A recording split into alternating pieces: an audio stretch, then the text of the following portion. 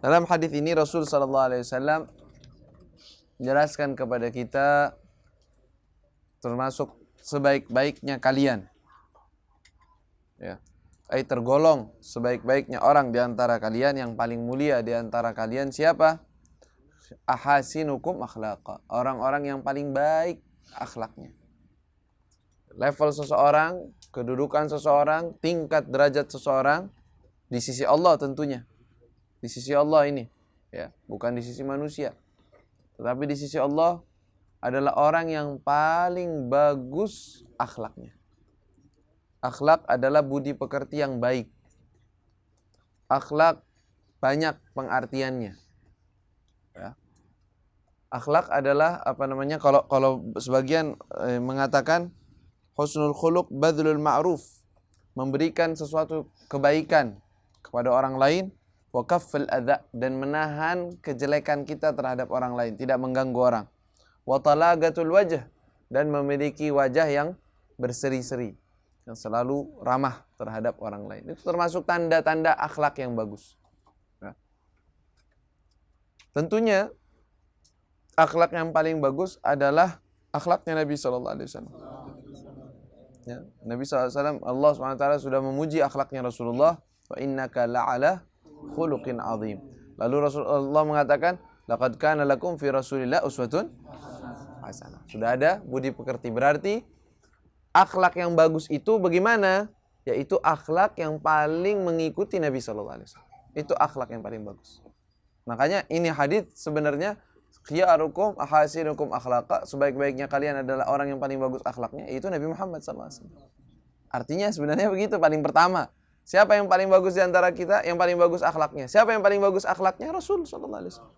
Dan orang yang paling bagus dalam mengikuti Nabi SAW, ya, dalam akhlaknya beliau, dalam muamalatnya beliau, dalam adabnya beliau, itulah mereka yang paling bagus mulianya dan derajatnya di sisi Allah SWT. Bahkan dalam hadis yang lain Rasul mengatakan, aqrabukum minni manzilan yaumal qiyamah ahasinukum akhlaqa. Paling dekatnya kalian, kedudukan kalian di hari kiamat denganku, paling dekat orang yang paling dekat denganku di hari kiamat adalah orang yang paling bagus akhlaknya di antara kalian.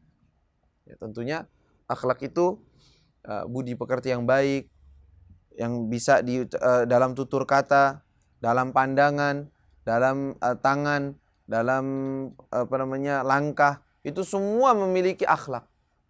Ada akhlak dengan Allah Subhanahu wa taala. Ada akhlak dengan Rasul sallallahu alaihi wasallam. Ada akhlak dengan manusia selainnya kita. Ya. Akhlak terhadap diri Anda sendiri ada akhlaknya. Ada caranya, ada tata caranya. Ada akhlak dengan teman-teman kita. Ada akhlak juga dengan orang tua kita. Maka omongan akhlak itu sebenarnya gampang diucap, tetapi maknanya sangat luas. Dan tempat kita saling bersaing. Dan paling terlihat biasanya dari ramah tamahnya seseorang, baiknya seseorang, cepatnya dalam memaafkan. Cepat dalam memaafkan, gampang memaafkan orang, maafin orang. Ya, tidak cepat marah, itu tanda akhlak bagus. Suka membantu, tanda akhlak yang bagus. Makanya makarimul akhlak banyak sekali.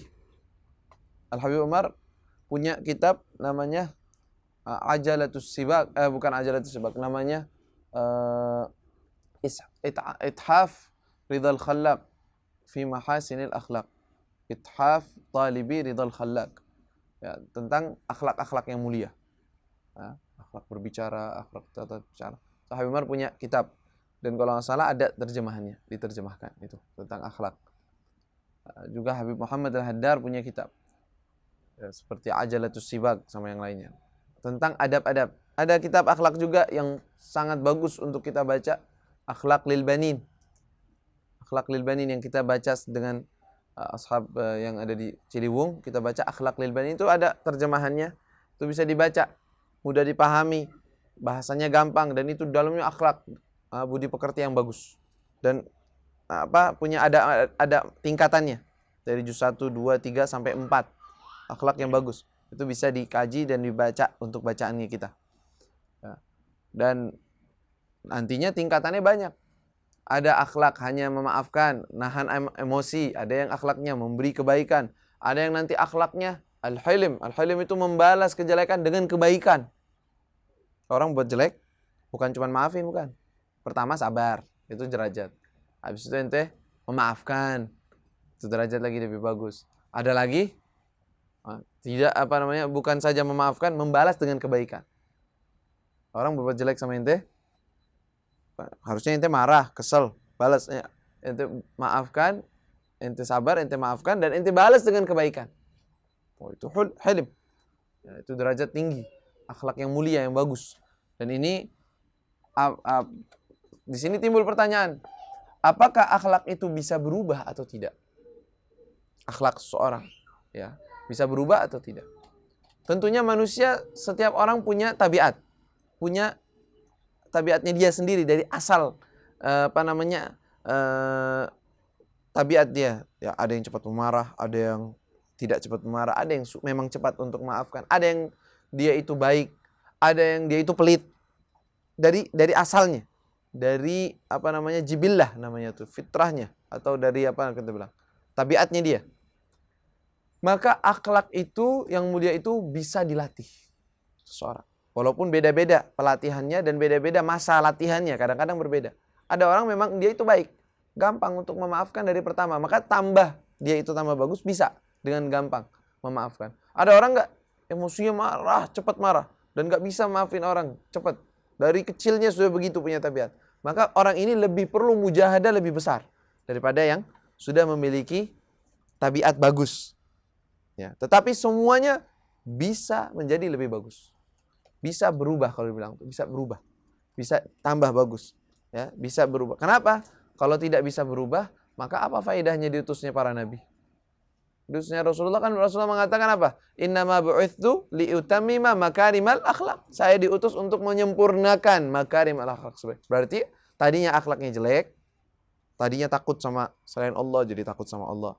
Tadinya dia cinta dunia jadi nggak cinta. Itu akhlak semuanya. Makanya luas. Makna akhlak itu luas sekali. Bukan cuma sopan santun dan tata cara. Walaupun itu mazhar akhlaknya. Ya. Karena kalau cuma sopan santun, baik, saling menolong, orang kafir juga begitu. Ada? Ada nggak orang kafir begitu? Baik. Itu minta bantuan, ditolong. Bahkan nanti minta pinjaman, dipinjamkan. Kafir dia. Terus khiyarukum jadinya. Sebaik-baik dari kalian. Lah. Akhlaknya dia sama Allah nggak ada. Dia nggak kenal Allah. Walaupun dia baik sama orang. Sampai-sampai ada yang tanya pada orang, gimana sih ada orang misalnya, orang itu kafir, tidak beriman kepada Allah, tetapi dia baik sekali. Dia bantu orang, dia ini. Terus mati, dia masuk neraka. Sebaliknya, orang muslim, bejat, dosa, berbuat maksiat, gangguin orang, tapi muslim, masuk surga. Kalau gitu mana keadilannya? Kadang-kadang ada pemikiran seperti itu. Tapi gampang jawabannya. Misalnya, ada orang kerja di suatu perusahaan. Ya, kerja di suatu perusahaan nih. Dia kerja, semua pekerja. Yang satu mengakui bahwa dia itu, bosnya itu memerintahkan apa saja, dia laksanakan. Tapi dia bandel kadang-kadang sama pegawai yang lain. Tapi dia patuh terhadap atasannya. Tahu haknya dia. Tahu kedudukannya. Maka ini orang, walaupun dia banyak salahnya, tetapi dia mengakui yang aslinya kan. Dapat gaji nggak tuh? Dapat. Sebaliknya, ada orang kerja di perusahaan, dia baik sama pegawai yang lain. Dibantu, dia ini, dibantu semua. Tapi tidak mau nurut dengan atasannya. Bosnya tidak diakui. Ada bos? Enggak ada bos. Hah? Tidak mau. Taat, apalagi taat, ngakuin aja nggak ada. Hah? Apalagi disuruh begini, disuruh begitu. Nah, ini orang pantas dikasih gaji apa enggak? Walaupun dia baik. Ya nggak pantas dikasih gaji, ini disuruh keluar. Nah, ini contoh duniawi. Bagaimana dengan Allah Subhanahu wa taala? Ini lupa sama Allahnya, nggak tahu Allahnya. Itu mau baik sama orang. Ya, kebaikan itu tentunya orang yang berbuat baik di dunia, Allah Subhanahu wa taala akan balas kebaikannya di dunia. Dalam hadis disebutkan, kebaikan orang kafir di dunia itu Allah balaskan di dunia. Diberi afiat, diberi kemudahan, diberi kelancaran rezeki, digampangkan sukses dalam urusannya, diberi pahalanya di dunia udah. Tapi orang muslim terkadang diberi kesusahan tetapi pahalanya nanti di siapkan oleh Allah Subhanahu wa taala. Ini agar kita khiyarukum ahasinukum akhlak, sebaik-baiknya kalian adalah orang yang baik akhlaknya. Itu kalau kafir akhlaknya baik berarti terbaik lah. Akhlaknya sama Allah nggak ada. Karena perlu, itu asas utama. Akhlak sama Allah, akhlak sama Nabi. Lalu akhlak muamalat sama orang lain. Ya. Maka itu sebaiknya kalian, maka tidak ada dalam agama kedudukan itu dengan dengan hanya jabatan, dengan hanya kedudukan sosial, dia itu punya begini, punya begitu, atau dengan uang, apalagi nggak ada. Khiyarukum aktsarukum mala, nggak ada. Sebaik-baiknya kalian adalah orang yang paling banyak duit, nggak ada.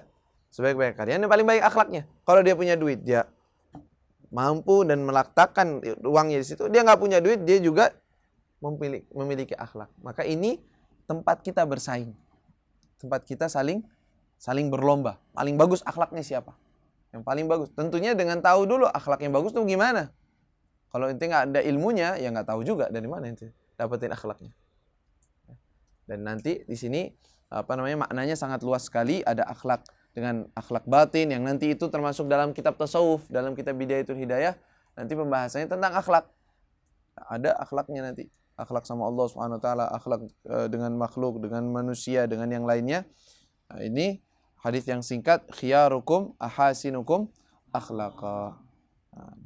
Wallahu taala a'lam.